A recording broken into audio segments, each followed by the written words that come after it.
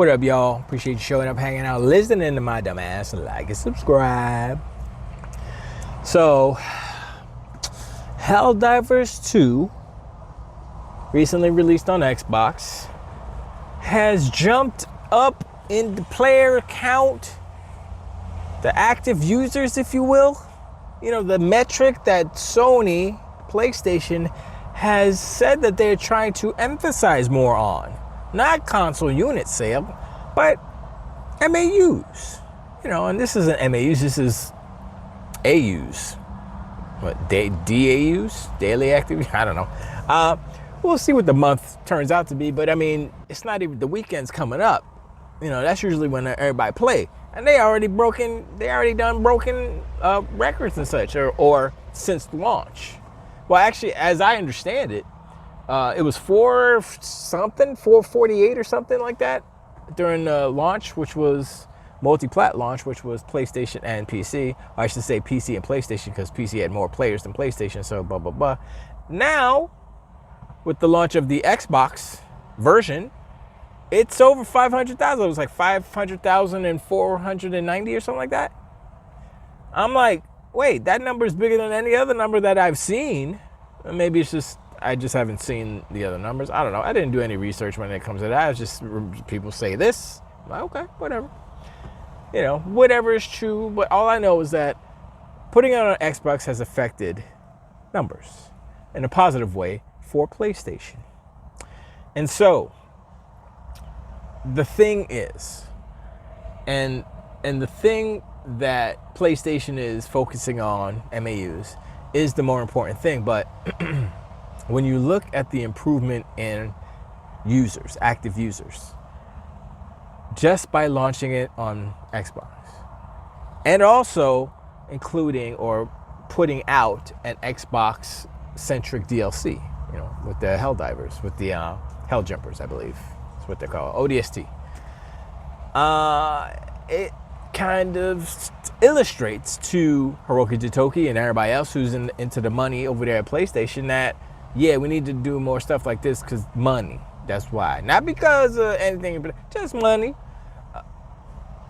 That's it. And then, you know, PlayStation, the Ponies and Donkey Unicorns, Reforge, whoever else, they're just trying to find a narrative to make it make sense in their mind, in their world, instead of looking at the actual objective real world and say, okay, Sony's not the Sony that you remember. PlayStation is not the PlayStation that you remember or wish it was.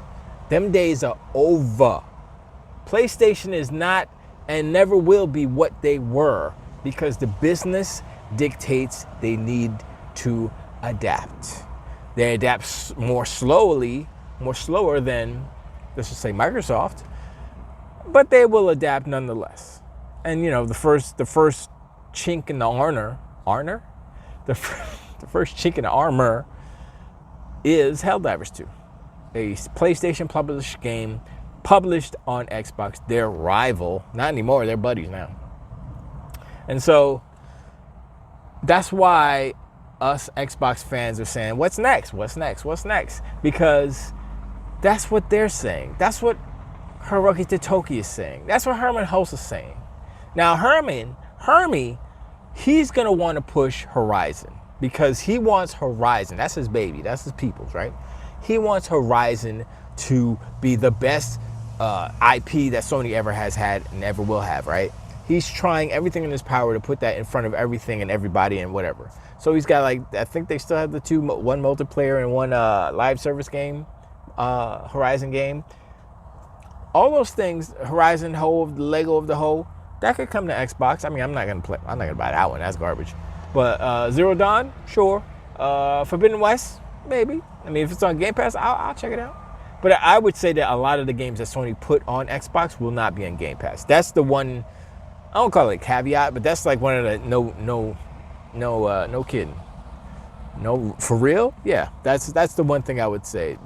I mean, unless it's a McTrashing game and Xbox is like, yeah, we'll give you some money for it, whatever. And then they just throw it in there, just maybe as a smaller game because they know the smaller games don't give them more money because A, they won't sell them a lot, and B, they don't sell a lot and they don't bring in a lot of revenue per unit. So it's like a lose-lose situation. So in that respect, I would say a smaller game that is under $40, maybe a $20 game or something like that, that like Fat Princess or something, if they decide to put that, you know, it was like, can we Game Pass? And like, we don't really want that. But if you don't take this, we're not putting in Spider-Man. Fine. Here's some money. Put Fat Princess in Game Pass. Jesus, why are we doing this again? Because of Spider. Oh yes, Spider-Man. Okay, fine. Whatever.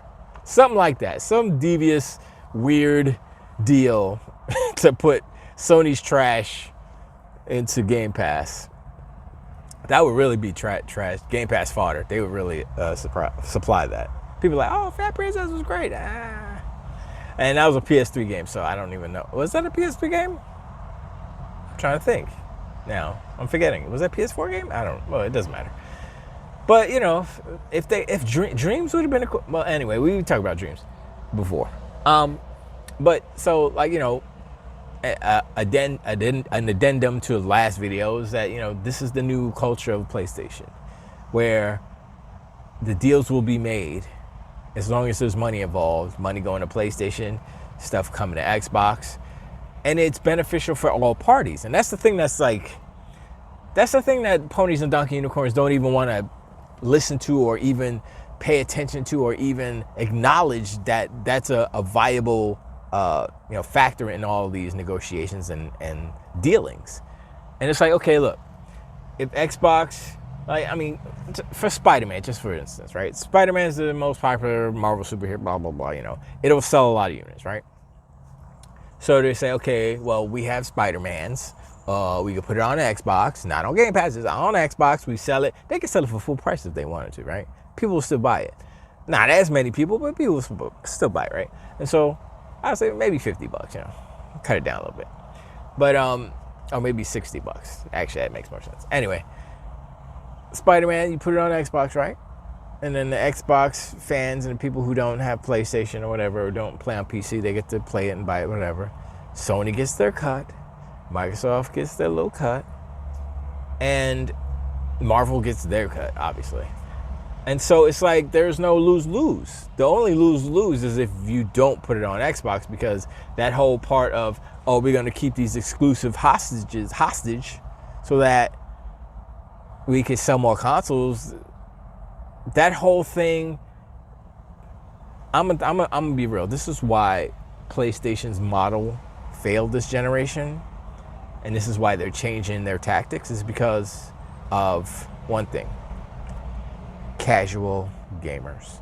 The casual gaming population has forced PlayStation to be multi-platform. Now, it's Phil Spencer, Phil Dominus Maximus Aurelius Spencer, first of his name, last of his kind. Not him. He didn't make this happen. The gamers who didn't buy games on PlayStation made it happen. I mean, they bought games. They just didn't buy PlayStation games. They bought everybody. They bought EA game. They bought Microsoft game. They bought a lot of those. They bought, who else did they buy? More EA games. They bought some Epic games. No Sony games were bought. If you look at the list of all the Sony games, and the funny thing is how they like announce or pronounce, or they say, oh, this thing sold this many. They do it by franchise. They don't do it by single title. They do it by franchise. Oh yeah.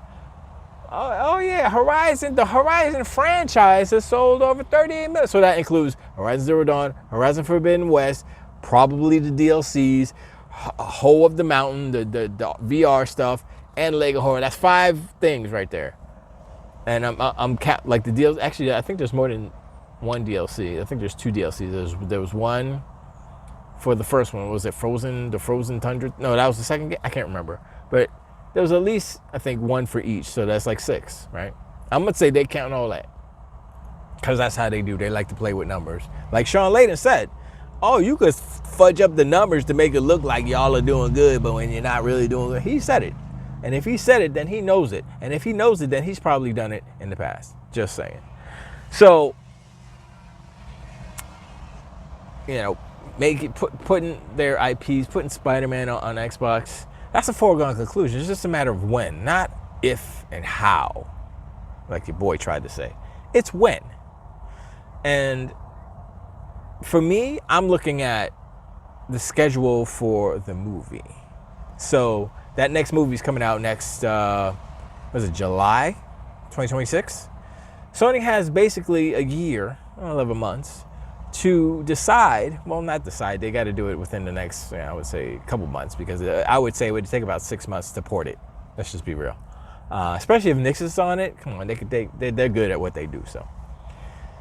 So you figure 6 months to port something like Spider-Man, just the first one, Spider-Man 1, in time for the movie's release, which would help its sales because the zeitgeist is there. Yo, Spider-Man, I just saw Spider-Man in the movie. Yo, Spider-Man's on Xbox. Yo, let's go get Spider-Man. It makes sense. It's like they don't even have to do a lot of advertising. And if the rumor is true, Sony, I was gonna say Sony's begging. Sony is, how do I say this? Requiring that Microsoft pay for the advertising? I don't even know. I don't know if that's true. As the publisher, I think that it's on them to pay for the actual advertisements, but who knows in these business deals? Maybe, Microsoft got that money. They could do it if they wanted to, but whatever. So that's how I'm thinking. Like, the movie's coming out next year. I think that it's going to coincide with that. So if Spider-Man comes out, if it doesn't come out by next year, then I'm wrong. I don't know what the hell I'm talking about. Which is usually the case anyway, because listening to my dumb ass, I say that every time. And there's a reason for that. Anyway, so, you think about that, right? You say, okay, Spider-Man movie's coming out. Yeah, okay. Wait, Sony's making a God of War TV show or movie. I think it's a TV show. Or did they change it to whatever? They're making a God of War thing. So,